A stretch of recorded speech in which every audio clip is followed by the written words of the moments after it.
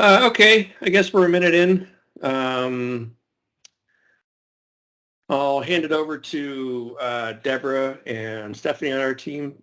Just do quick intros. My name is Mark Brown. I'm a program manager on the Cosmos DB team, and with us today, leading our roundtable session with you all is Deborah Chen and Stephanie Arroyo. Want to introduce yourselves? Thanks, Mark. Hi, everyone. Thank you so much for coming to our session. Really excited to hear all of your feedback today, the good, the bad, on Cosmos DB to really help improve our product. So we'll just do a quick round of intros. My name is Deborah. I work on the PM team, focusing specifically on elasticity and scaling. So we had a lot of announcements that came out yesterday. We're always making continuing investments in our current partitioning and scaling features like autoscale, burst capacity, et cetera, as you've seen, and so on. So we're really looking forward to hearing your feedback, which will help us get the next wave of products out. Thanks, Deborah. I'm Stephanie. I'm also on the PM team, and I work on desktop tooling as well as monitoring. So today we'll have a bit of in the session some time to go over the monitoring ecosystem for Cosmos DB, and I'm sure you guys have seen these announcements for some of the desktop tooling improvements and new features that we shipped this build cycle. So one note about this session, thanks, Steph. Is we really wanted to be honestly listening to your feedback. So there'll be plenty of opportunities for folks to raise your hand, come off mute, add things to the chat, whatever you feel most comfortable with. We'll also have a few surveys that will run at intermittent times to kind of recap on summarizing the feedback and kind of asking for folks' input on different potential features or different improvements that we could make. So with that, let's go ahead. We'll just set the, I guess, housekeeping of how we run this meeting, and then we'll dive into the areas. So welcome to the roundtable. I think we just did intros, so we should be good here. It's awesome to see so many folks join the session. Okay. Just a quick recap on the virtual environment. If you haven't used Teams before, things to familiarize with yourself are, one, there's an option to mute or unmute yourself.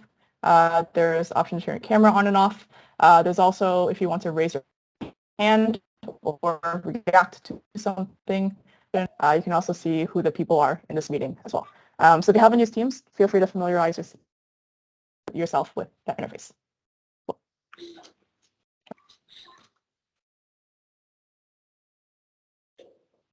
Okay. So again, like we mentioned, we really want to hear your feedback. So don't be afraid, we won't hurt our feelings. Feel free to be as critical if things are confusing, if they don't work. Let us know. We really want to hear that feedback. If things are going well, we'd love to hear that as well, but really want to focus on things that could be actionable. And even if you can't think of a solution, that's totally fine. Even us knowing the problem is good context as well.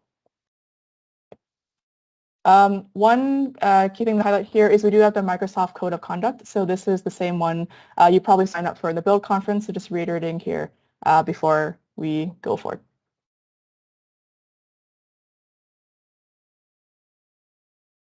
All right. I think we covered this as well.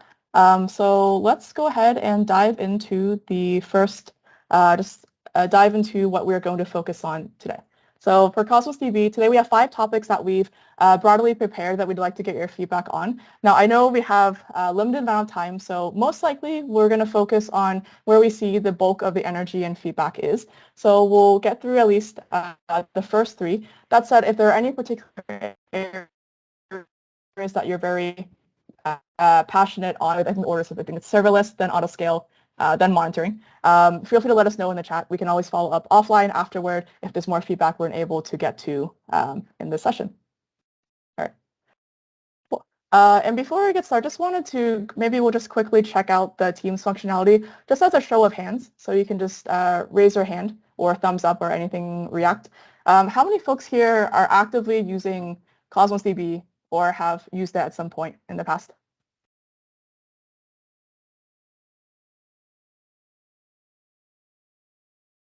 Okay, cool. I see the reacts coming in, which means it's working. Cool. And then awesome. And then are any folks here you would consider yourself newer to Cosmos DB or still exploring, trying it out, just want to see what it's about?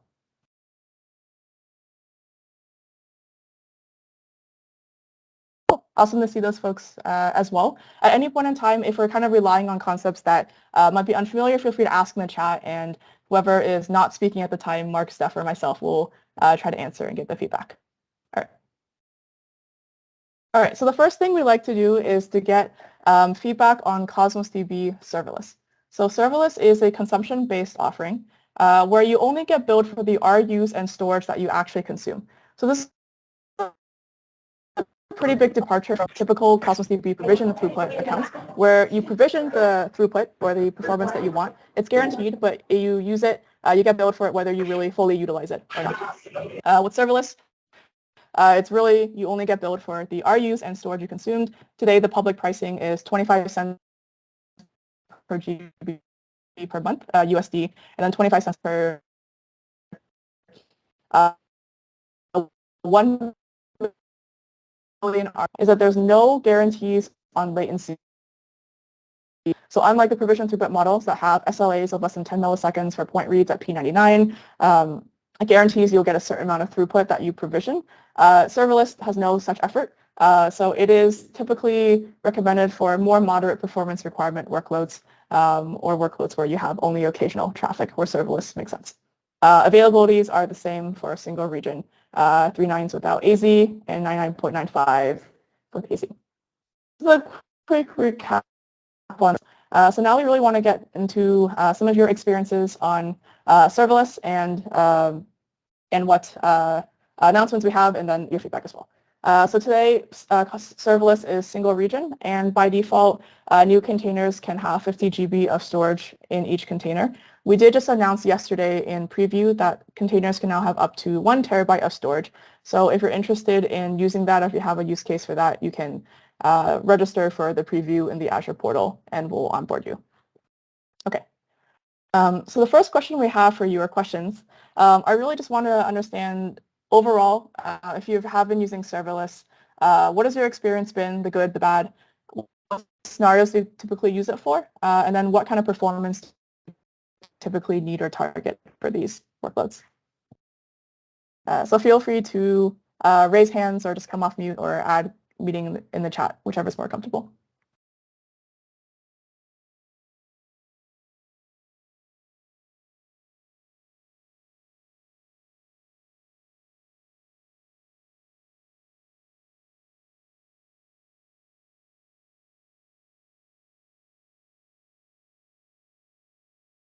Okay. I see one comment from Ian. Can you tell us a bit more? In your dev environment, do you use something different for production, or what do you mostly do day to day with it? It's probably easier if I come off mute if you want to talk about it. Yeah. So yes, so for production we have a much bigger, very big provisioned database, but for my dev loads, which is basically me testing my newest stuff, it's the same structure, but it's all just in serverless rather than in provisioned. So it's kind of throwaway, so I can just delete it whenever I want to. I don't care about the data in there. But it is great for that, the fact that I don't have to worry about shutting it down, because it's just not going to cost me anything if I'm not using it. Makes sense. And it sounds like it's mostly correctness testing or functional testing, less performance testing there? Yes, for the most part, yeah, it's absolutely that. Okay, got it. Thank you.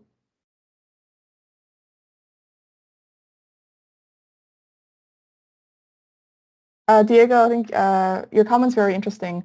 Can you tell us more about the kind of the SLAs that you're thinking of?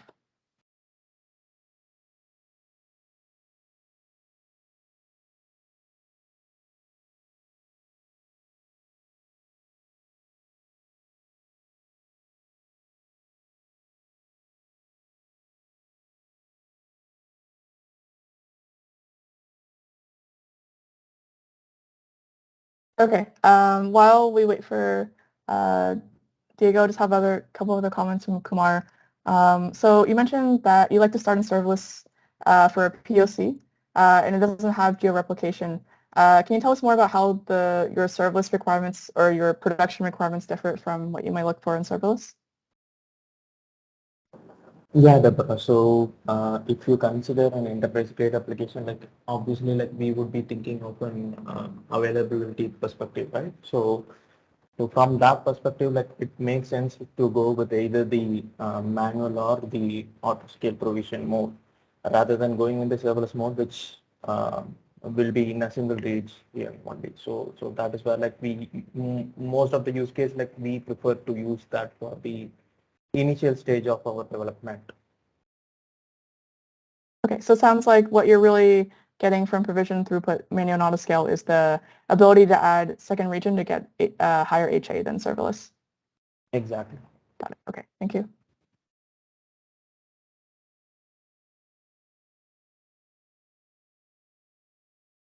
Okay. Let's see. Okay. One more question for you, Diego. So you mentioned that this is the same amount of throughput guaranteed for serverless. Can you talk a little bit about what is the typical throughput you would need for your production workloads and what you were looking for on serverless there?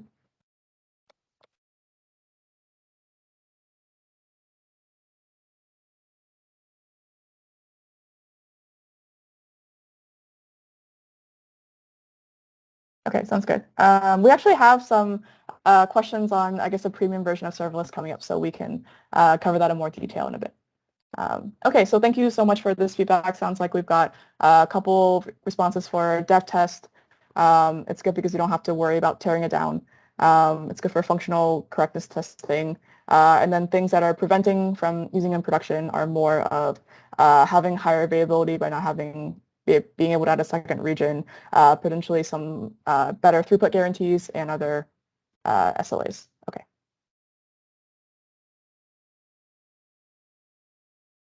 Okay.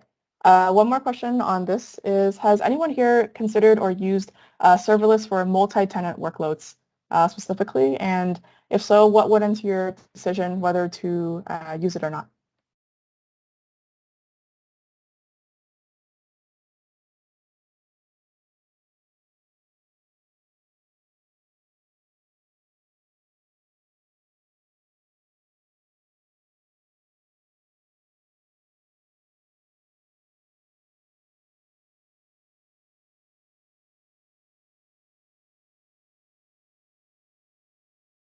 Okay. If you have, feel free to paste it in the chat. Otherwise, it's a pretty specific scenario that doesn't apply to everyone, so we can move on to the next question. Okay, so here's the question we really want to get at here. If you had a magic wand and you could improve serverless, what would you like to see?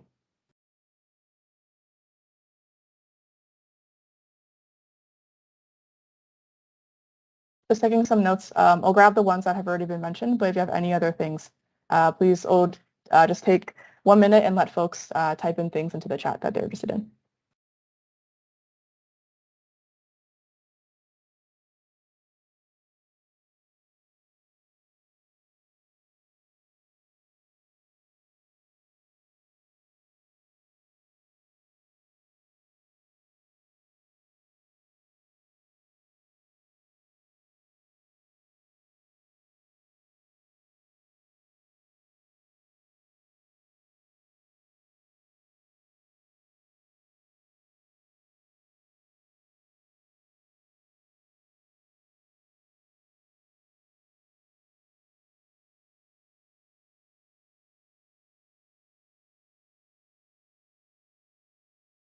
Okay. I see a couple of comments I'm interested in learning more about. Patrick, you mentioned I'd love to compare existing usage of serverless and see if throughput and billing would work. Can you tell us a bit more about that? Yeah, can you hear me okay? Yes. Yeah, so I would like to be able to take like one of our production instances and say, kind of do a what if scenario and say, looking back at the last month of usage, would the serverless offering be more economical and provide enough capacity to be able to have met the demand that we've seen in the past month or 3 months or whatever, to be able to kind of really understand if it's a solution? Because right now it's kind of like jumping into a pool and you don't know whether the water's going to be ice cold or nice and comfy. Okay, makes sense. So maybe some recommendations from our end on suggesting is serverless or provision throughput right mode. Okay. I see there's a couple of themes around offering SLAs. So currently in Cosmos DB, we have availability SLAs, throughput SLAs, and latency SLAs. Can folks talk about which SLAs that they're most interested in for serverless?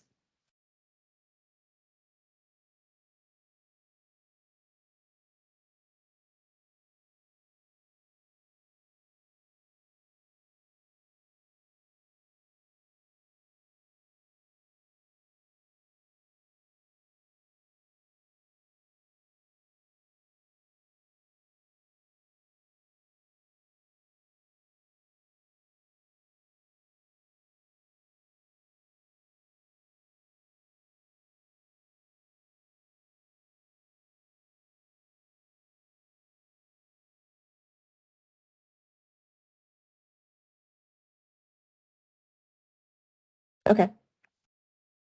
Cool. We've got some themes on, some themes around kind of resource or cost governance to kind of limit the amount serverless can bill you based on the RUs you've consumed. So the scenario around, I have a request or query, I don't want to use more than X RUs per second. Diego, can I assume that's part of that? You're willing to, if the request is getting rate limited, that would be okay. As long as it doesn't consume more than that, you should be okay.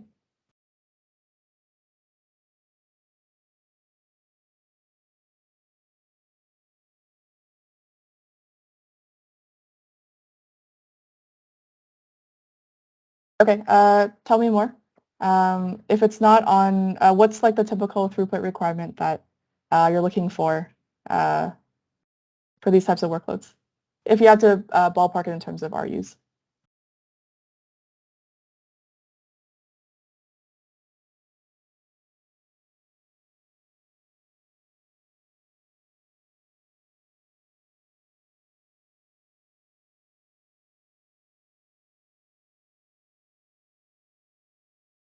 Okay, let's see. Okay, so I see Patrick's note about rate limiting for billing. Okay, fair feedback. Diego, one thing I'm curious about is you mentioned you wanted to say for a certain query to use a certain level of RUs, but you'd also like to not think about the throughput. Can you tell us a bit more about that? Okay.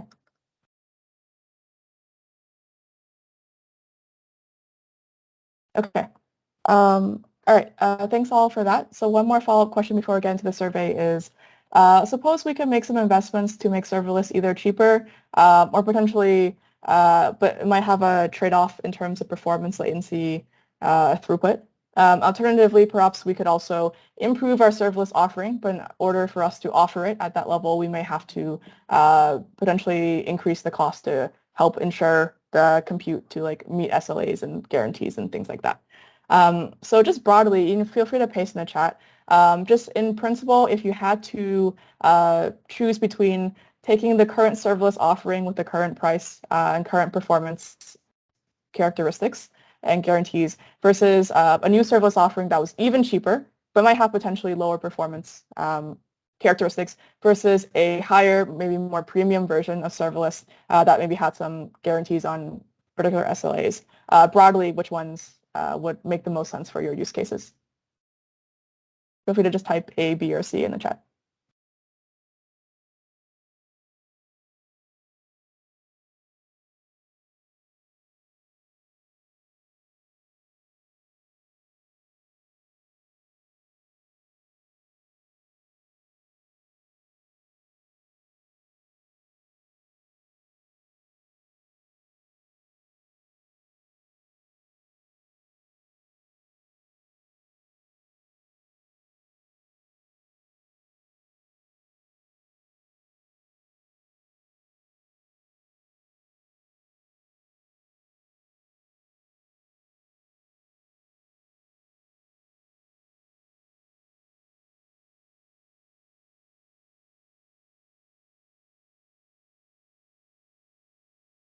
Okay, great. Thanks for all the feedback that came in.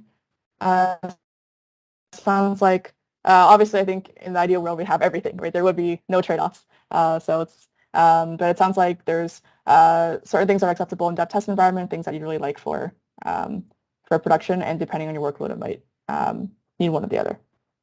Okay. Yes, please give me unlimited throughput and zero cost is what I'd like. I think maybe we'll get there eventually as like time goes to infinity. Yeah. Right? All compute, everything. Once we're running on quantum computing, it all comes for free or something like that. Yeah. All right, moving on. All right, let's move on. So we have a survey. So this is to help us get some more kind of just like more feedback on which potential investments are most important. So you can take please go to the link for the survey. We'll also paste it in the chat so folks can just click on that. There's one question here right now. It basically will ask you to rank of all the potential investments we could make in serverless. Some of them that were mentioned just in this feedback call, some I added while folks were chatting, some we have heard from other customers before. If you just have to rank them in order of importance to you, how would you rank them? And then you can submit your name optionally if it works. Hey, Deb, I think there may be a permission issue with the form survey. Okay. Give me 1 second. Let me double check the link. Sorry about that, folks. Oh, I see what happened. Okay. Let me get a different link and click responses.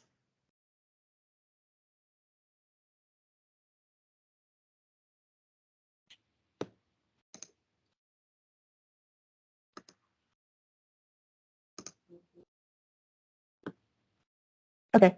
So I just changed the permissions. Can someone try it again? Otherwise, I'll paste the thing that the link is supposed to point to here. Working. Okay. This is the actual hard link to the form. Okay. So we'll just take maybe 2 minutes for folks to rank the items, and if there's anything not covered, feel free just to add it in the other form. By other form, the other section.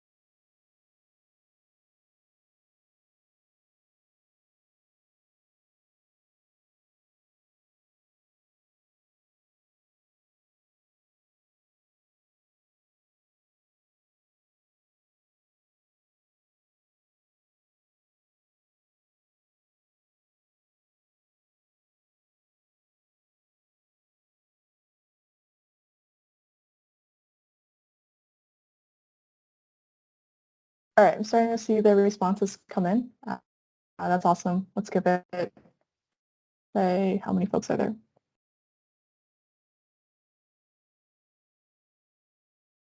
Give it 30 more seconds. If you aren't able to finish in time, no worries. We'll have plenty of time to the survey will stay open for the things. So if you think of something later, you can always add more stuff there.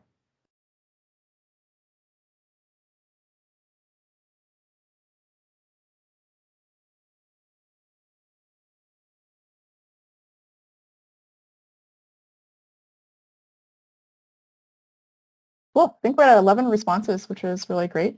I'd actually would like to share the results with you here. So give me one moment. I will share my screen and do that. Okay.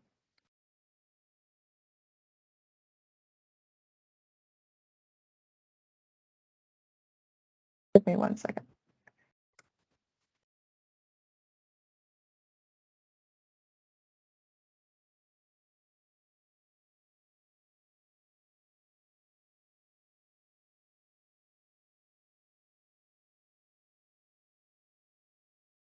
Okay, let me know when you can see the window.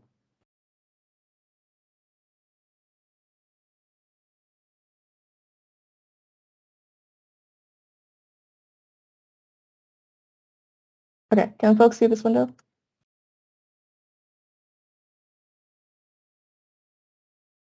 Yes. Okay, great. All right, so these were some of the options that were in the survey. Looks like most popular one was making it easy to switch between provision throughput and autoscale. Okay. Next most popular one looks to be like reducing the current cost of the RUs. 27% of folks ranked this as their first choice out of the 11 people who answered. Visually, next one seems to be some recommendation to tell you if serverless is the right use case for versus provision throughput.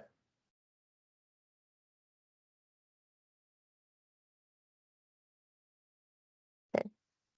Terms of second choice, interesting. Okay. So it looks like it's pretty split on second choice. I'm sure people have different requirements, but I think this feedback is really good for us and something that we'll take back to the team. I think in the long run, we definitely want to make it easy to switch between autoscale and manual and serverless. This is really good signal and feedback for us. All right. Thank you for all the feedback on serverless. If you have more comments or questions, feel free to paste them in the chat. We also may reach out to some folks. If you did want to be contacted for follow-up, we may reach out to you to get more detail and assess potential roadmap for serverless as well. All right, so let's go ahead and go back to the deck. Mark, should we move to the next? Yeah, hold on. I'm presenting it back into the thing here. Okay.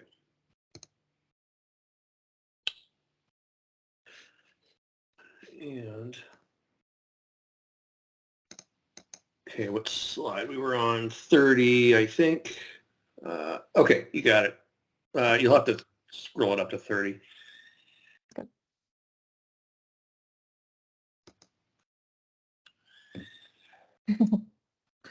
All right. So the next topic is on autoscale. All right. So let's go. So as a quick recap on Cosmos DB autoscale, looks like some folks have already alluded to it, so you're probably more or less familiar. But for folks who need a refresher, it's a provision throughput model that lets you scale up and down instantaneously within a 10x range. You set the maximum RUs you ever want to stay at. So if you say you never want more than 10,000 RUs, then we never scale you beyond 10,000 RUs. You're billed for the highest RUs that the system scales you to in the hour. And we've also recently lowered the entry point. So now you can provision 100 to 1,000 RUs with autoscale. Previously, the minimum was 4,000 RUs for the maximum. So if you have a free tier account that gives you the first 1,000 RUs for free, you can actually use autoscale completely for free, guaranteed in your in those accounts. All right. So the first question here is just asking again, overall, how's your experience been with autoscale so far, and what types of scenarios do you typically choose it for?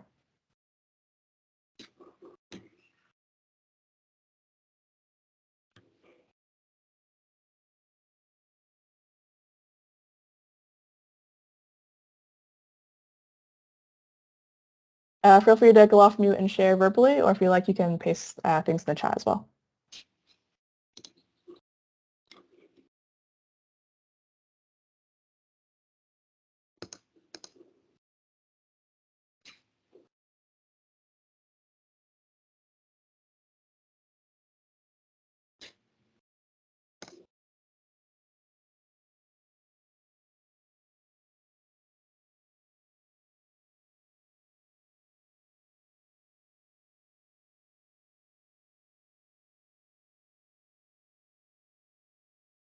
Glad to hear it.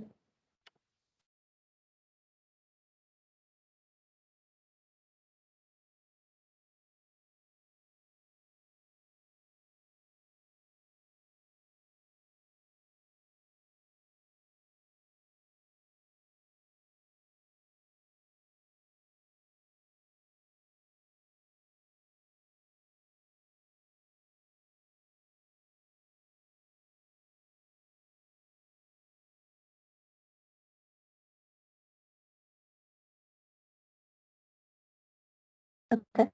Sounds like we've got some comments coming in on it's hard to monitor, can be hard to monitor,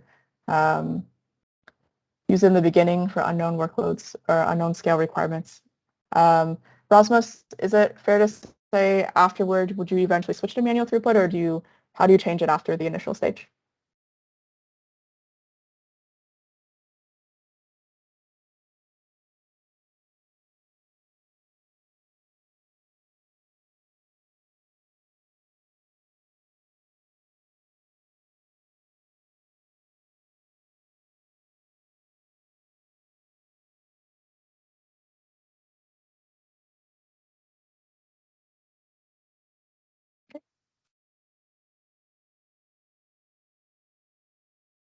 I see. Is anyone else having trouble unmuting? Just want to make sure it's not. You see if I can Teams. try and do it. No, I can't unmute him either. It's grayed out to mute or unmute him.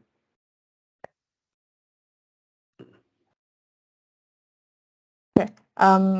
Sorry to hear that. Feel free to unmute at any time. If you're typing and it's like easier to say it than to type, definitely welcome that as well. Got it. Thanks.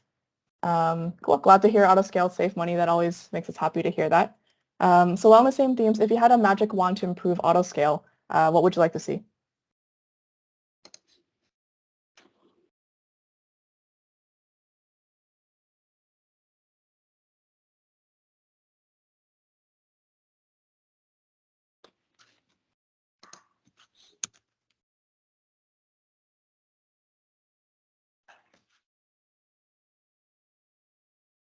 Okay. I see a couple of comments on trying to reduce the 1 hour window for billing. Can you tell us a bit more about what is the kind of granularity at which you think, I guess the scaling actually makes sense for your workload?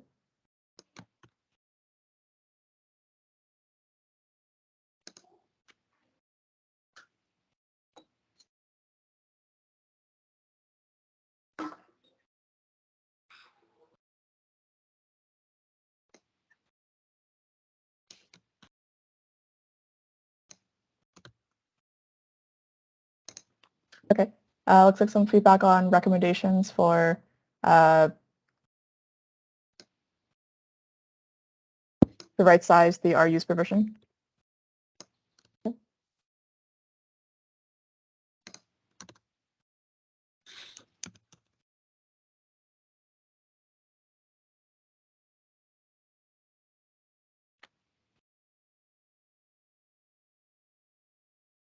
I think the idea of autoscale, Diego, autoscale collapsing to serverless is very interesting. Like eventually, if you right now autoscale is built at the highest what we scale to per hour, but if you collapsed it, right, even at the second level, we're kind of like a provisioned, somewhat serverless model. Okay, a few minutes for billing. Okay.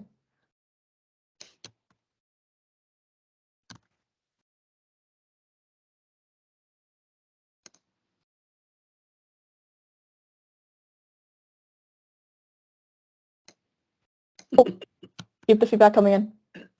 That sounds like a good one for our next topic coming up. Yeah, I want to make sure we have enough time. We've got Steph who works on all of our monitoring features in Cosmos DB, which are kind of pretty tied with like a lot of the provision scaling stuff. I'm going to put that comment down in my notes for monitoring. Just. So in addition to all of these ideas so far, we have a couple of things that we'd like to get your feedback on as well. So the first one is currently autoscale today gives you a 10x instant scale range. Have you ever encountered scenarios where you want a higher or a lower scale range? So did you want more than 10x? Did you not even need 10x? Can you tell us a bit more about those scenarios?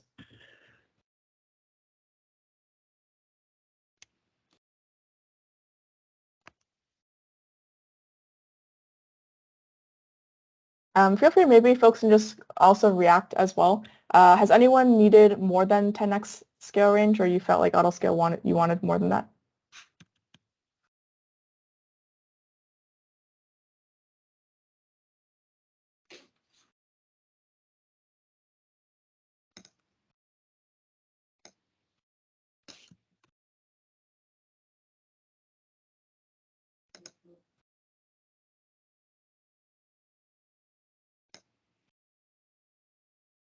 Okay, sounds like focusing 10x seems pretty reasonable. Okay, glad to hear it.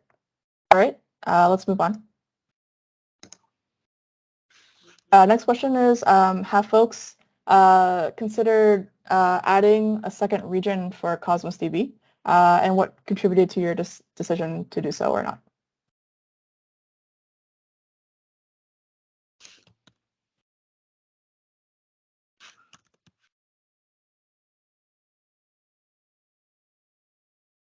Just by a show of reacts, how many folks here have a Cosmos DB where you have added a second region?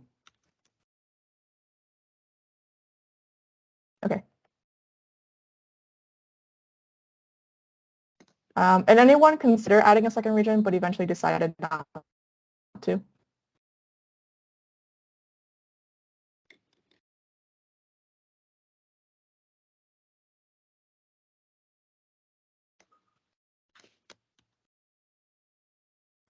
Okay. Yeah, and so you're saying basically adding a second region increases the cost, so you didn't want to. Okay, so mostly a couple of things on not needing the actual latency to be closer to the app, and then a couple of things on the actual cost of the second region. Okay. Okay. So here's a question for the group. So today, Cosmos DB does the scaling for if you have multiple regions for autoscale based on the primary region's availability or activity. So this is typically the region where all your writes are going to. If you have multi-region writes, then the writes are this, like all the regions need the same amount of write throughput. So suppose we scaled our use in each region independently. So idle regions would just be billed if you weren't using them, the 10% auto scale minimum. How would this change or not change or affect whether you would still consider adding a second region if cost was your main limiting factor?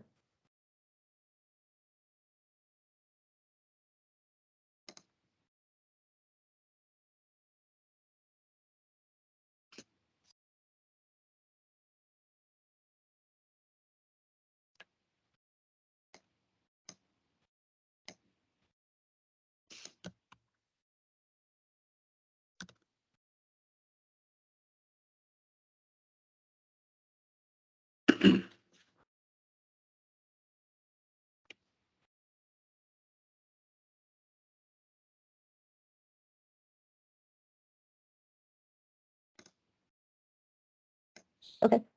So here are a couple of comments on it would make it more cost palatable. Another comment that still may not justify the extra expense with the use case requirements. Totally fine.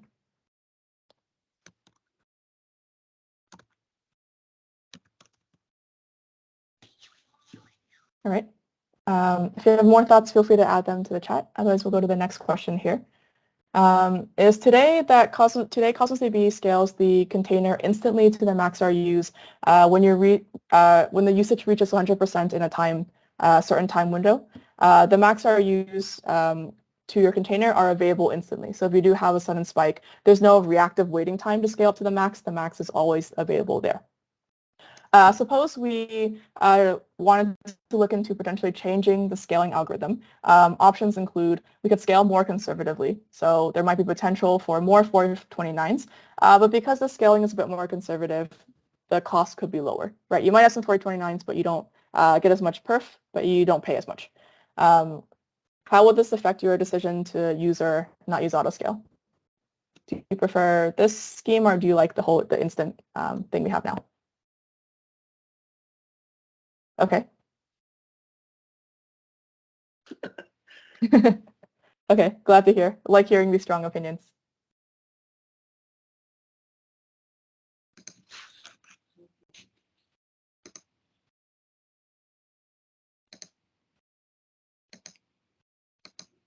Okay, so it's an interesting question here, and how, depending on how slowly it would scale.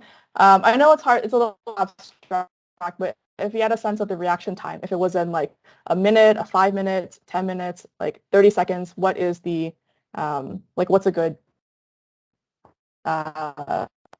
thing that would make sense for your workload?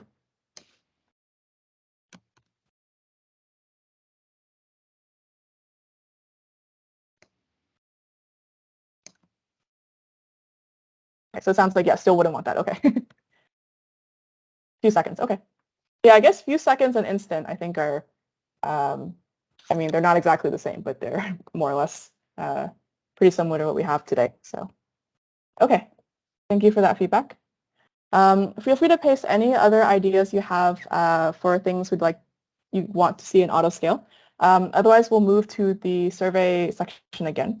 So again, this is the same form. We've added new questions 4 and 5. So you can skip filling out the serverless question again. If you want to tie your response to your name, feel free. You can fill out optional the first question again with your name and contact. Again, completely optional. Otherwise, skip serverless and just go to questions 4 and 5, which are about autoscale. Right, we'll give a couple minutes for folks to answer.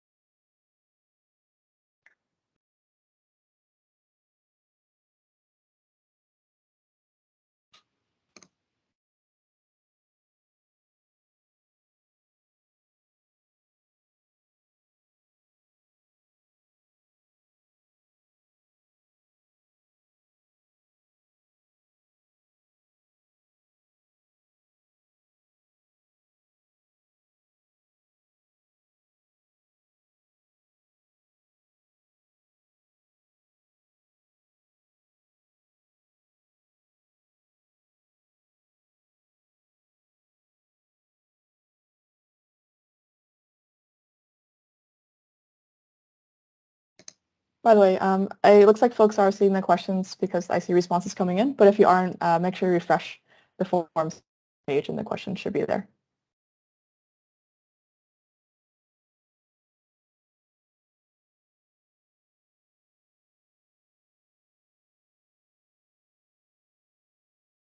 Okay, I think I see a fair number of responses that have come in so far. So I'll go ahead and share the results and we can take a look at them as a group.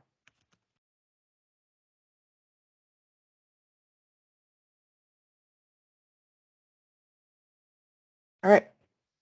This is kind of fun, like a surprise to see, like, I don't know the result, you don't know the result. We'll see what it is. All right, looks like folks. Serverless, okay, this is autoscale. All right. So it looks like the number one first choice looks to be billing at a lower granularity than 1 hour. As per some time windows here, looks like I saw a few in the chat for 10 minutes, 5 minutes, maybe even, I guess if we went all the way to serverless, it'd be at the second level. So that's by far the winner for number one choice. Number two seems to be some recommendations. So currently today in Azure Advisor, we have some recommendations to let you use autoscale or manual. But we don't quite necessarily tell you if you're using autoscale if you should like lower or increase your throughput. So I think that's good feedback. We can take a look and see what we can do for better recommendations there. And then third choice doesn't seem to be too much. Let's see. Okay.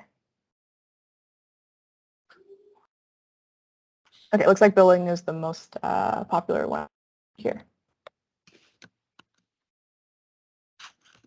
Yes, I think if you are willing to take on the overhead to manage your own scaling, it's always more efficient to scale perfectly with your own manual throughput pattern if you know exactly the workload. So, yes. Cool. All right, thank you so much for providing this feedback. We'll turn it over to Stephanie, who will go through and get your feedback on the monitoring topics. All right, hold on a sec. I gotta find the deck and reshare it. Just a sec. Yeah, sounds good.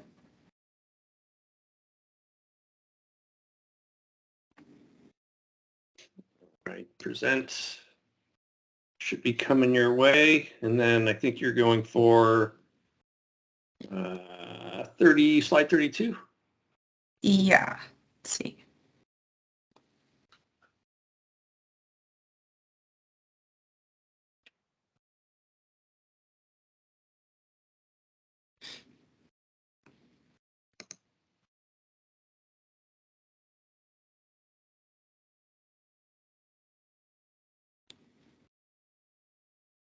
Okay. All right. Hi everyone, thank you guys for joining again and giving feedback on autoscale and serverless. That was really great to hear. In collaboration with that, we also know monitoring is really important for your applications. I have a couple of slides going over some of the monitoring offerings that we offer today. I'll go briefly over it, but then I really want to get into understanding your usage of our monitoring ecosystem, what you like, what you don't like, and kind of what you'd like to see improvements. Etc. So a couple things first. On the monitoring side, we offer metrics in the portal, which are near real-time metrics. We have a bunch of different metrics: total requests, normalized RE consumption, and all of these you can see aggregated up to 1 minute grain. So you can select your particular metric and then specify collection, and we have a bunch of different dimensions per metric. You can customize this yourself. Next, we also have insights, which sits on top of metrics. These are out-of-box metrics. So you can see all of the key metrics that we think that you might want to see for monitoring your applications in one view. So we filtered, for example, throttled requests or failed requests, data usage. We have collections in table view, so it's easier for you to manage it. And it's all made for you out of box. We have a couple different tabs for like management, data usage, throughput, and all of that. In one particular section, you can pin this, and it's always going to be there, so you don't have to go to metrics to do more further investigation. So that's one area. And then next, we also have logs. These logs are more fine-grained logs per request that you send. And these, you can basically see all of your requests in a bunch of different details, including what are your expensive queries. If you want to see the exact query text, you can enable a particular category for that resource, something like Mongo request if you're using Mongo, query runtime statistics if you're using SQL, and you can see the actual query text. You can also see user agents, so who's actually sending the requests, what kind of services are sending requests, and you can also see things like hot partitions, storage SKUs, logical partitions, physical partition details, all at a per second view. So again, these logs are not free out-of-box things that we share. These are a paid service compared to metrics and insights, which are provided for free. And then lastly, we also have alerts. So these are really important. So whenever there is something going wrong, you can set up alerts to get notified on your metrics or even logs if you have that enabled about given a certain threshold. Please send me a message, an email, something like this that will trigger some action so that I can be notified when there's something going wrong with my Cosmos DB resource. So these we recommend customers to enable on their end and get alerted for anything that might be going wrong. So this is basically all the monitoring ecosystem that we have for Cosmos DB. And next, I kind of want to go over a couple questions and get some feedback on what do you like about our current monitoring tools? I kind of, by show of hands, I would love to know who's currently using Insights for monitoring and their current Cosmos DB resources.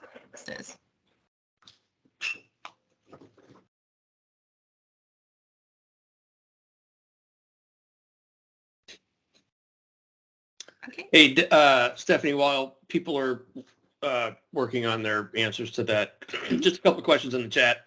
Someone's asking about, hey, can I monitor RU usage for Mongo? And that's, I just answered, I believe that's all the same queries you were showing there. Work across all the APIs, all the throughput related. So normalized RU, max provision, max consumed, all those RU is all the same exact queries, regardless of what API you're in. Yes. Another question here, is it possible to tag queries in the logs to make it easy to identify them in the application code? That sounds to me like someone is trying to run log analytics on queries. Rasmus, can you provide more detail on your question? Like, are you trying to find the cost for long-running queries? Yes, exactly. When the application developers have a lot of different queries, we are interested in figuring out where in the code is the long-run query coming from. Yeah. So, Stephanie, you want to talk about full text in log analytics? So with log analytics, you can enable, so as I mentioned here, we do have a feature called full text query. So given your API type, you can enable a particular category like query runtime statistics or Mongo requests. And once you do that, you are able to see the actual query text that you run, as well as corresponding number of RUs and even time it took to run your queries. So with that detail, you can then basically run, do some piping and filtering to basically get top 10 longest running queries or even top 10 most expensive queries. I don't know if that's going to necessarily give you the perfect insight, especially if you're using something like Entity Framework, because EF is going to take your query and link and translate it into a proper query text for us. So you may need to look at, I think EF will expose the query it ultimately comes up with. That's a question for Jeremy, though, on the EF team. But you should be able to correlate this such that you can see the query that's being run and then get the RU and the latency and all that other stuff on there. Yes. Sorry, I was trying to keep up with the rest of the I'm questions looking. in the Sorry. comments. I'm just let me know. Yeah, filter those in.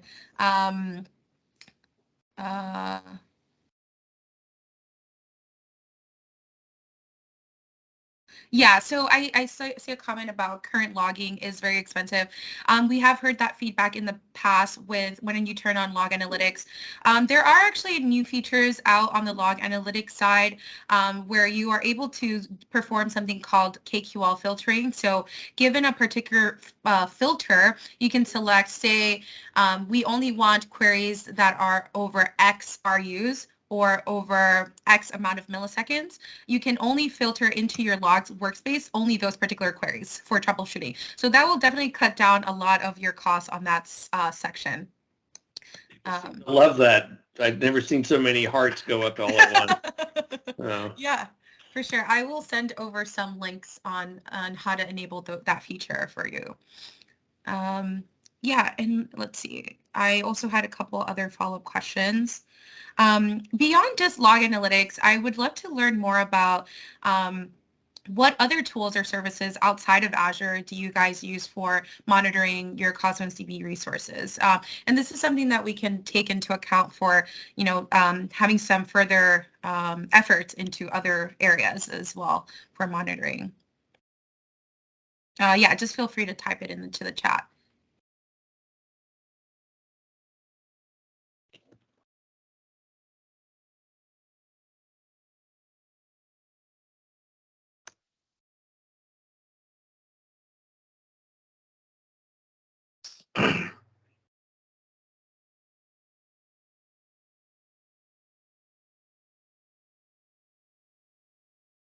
Mm-hmm. Okay. Yeah, I do see this comment regarding it being very expensive and also difficult to set up. So other features that we are working on, would something sort of like out-of-box logging experience where you turn it on, but we actually provide the queries for you so that you don't have to go into that particular screen that you saw previously and query your own data. Would that be something that would be helpful for you all?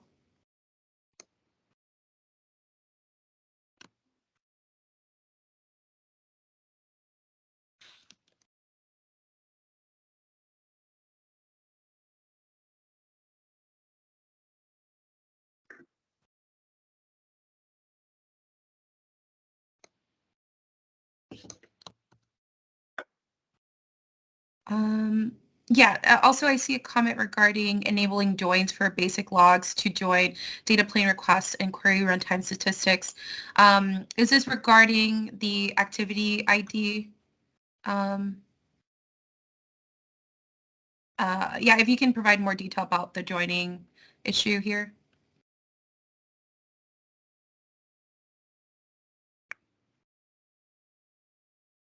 Yeah, that sounds great, Patrick, for the built-in queries. We are also working on buffing up those built-in queries so that there's specific per API type and also more out-of-box experience.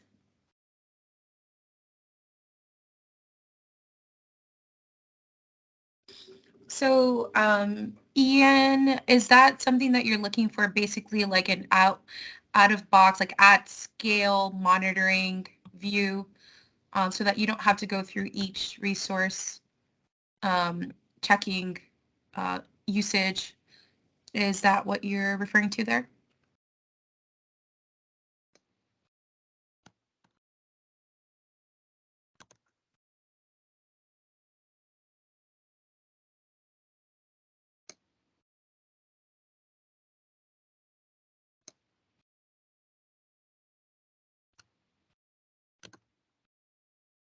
Okay, I also see people are using Splunk, which is good, and Grafana.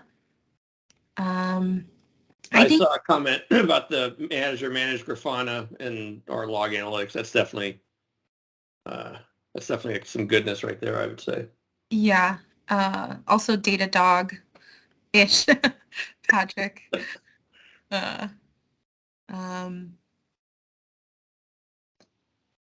Oh yeah, if you can share that with me, that'd be super great. I can send over my email and would love to get that detail from you. And then lastly, I think we're running out of time. If you had a magic wand, I know you've been putting it in the chat, but if you had a magic wand, what would you add / change to improve some of our monitoring experiences?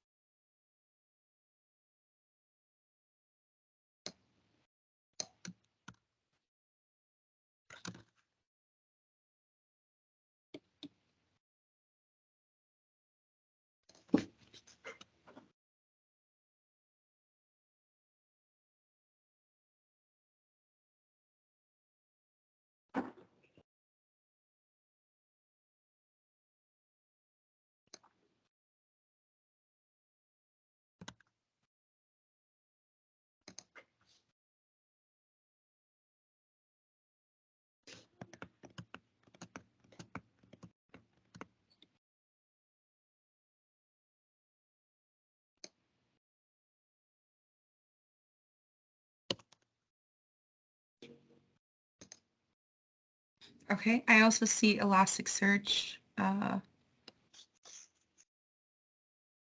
And yeah, if you're wondering about the joining me through team tables, please feel free to reach out. I sent my email. If you want to get in touch, please let me know. And I think, do we have any more time, Mark, to share the survey or? I don't know what happens. Let's see if our host is still here. And it looks like she left. I'm not quite sure if somebody just cuts us off or whatever, or if we can just keep going while people are here. Should we add a survey and see if people want to stick around a bit longer? We would love it. Let's just do it and see what happens. Yeah, sure. I think you can just refresh the survey. We added 3 more questions, so if you can just take some time to fill that out, and then we will share the results. Yep. And thanks for sticking around, folks. We've got lots of great input from you, so this has been a really great roundtable. So thank you.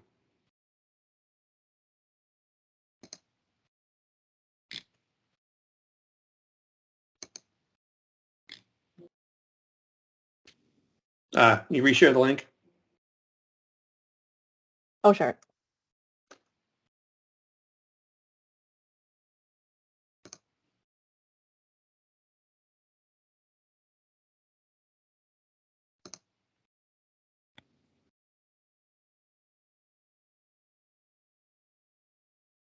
Yeah, that pasted very large, but and also did not do the new lines correctly.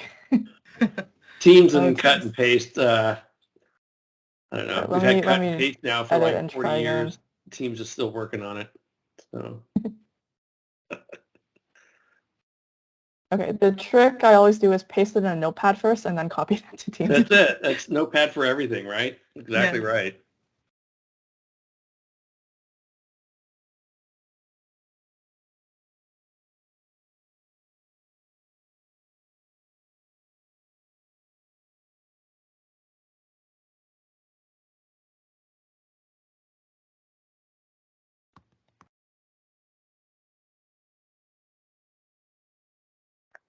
It's a good tip. Does that just do paste as plain text?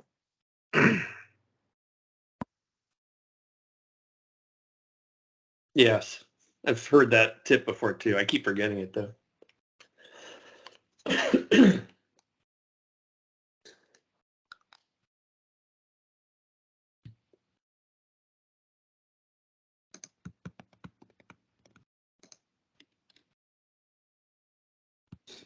Okay, we'll give folks a few more minutes. I see some responses already coming in.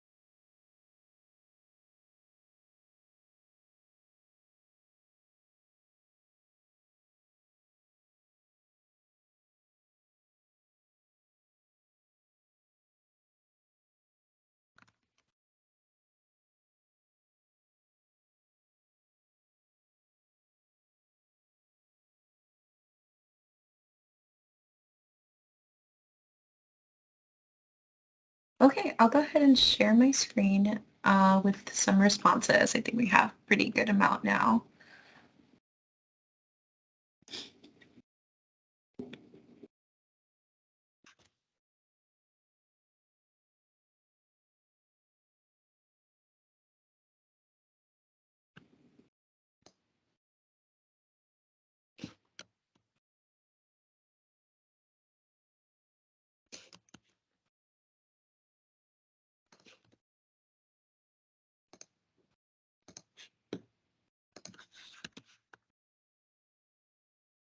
Oops, wrong screen.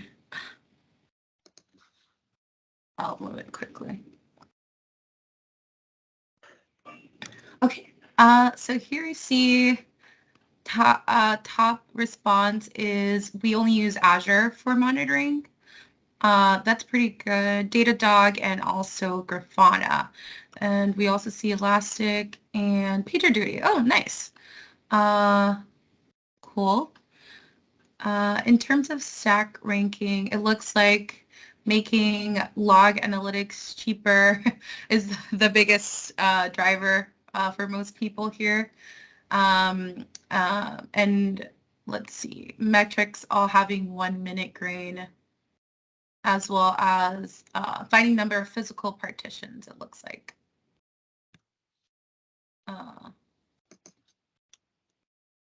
Yeah.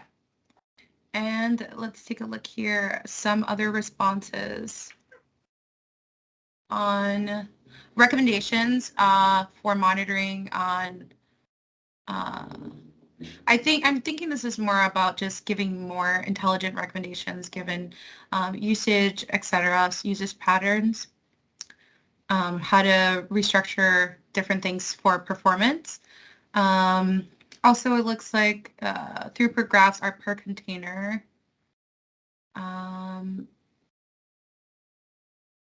Percentage of usage in terms of throughput. For basically you want recommendations on under/over provisioned of containers. We do have normalized RU consumption metric in terms of percentage-wise, but maybe we can beef up with additional recommendations for provision over/under provisioned containers. Advisory recommendations based on capacity and cost for many containers. So basically a container view, multiple views, so that you don't have to go through each particular section. Yeah, that sounds like pretty good feedback. All right. I think that's it for me. Thank you guys so much for giving all of us a really great, valuable feedback. It was really great doing the session. Yeah, any last closing remarks?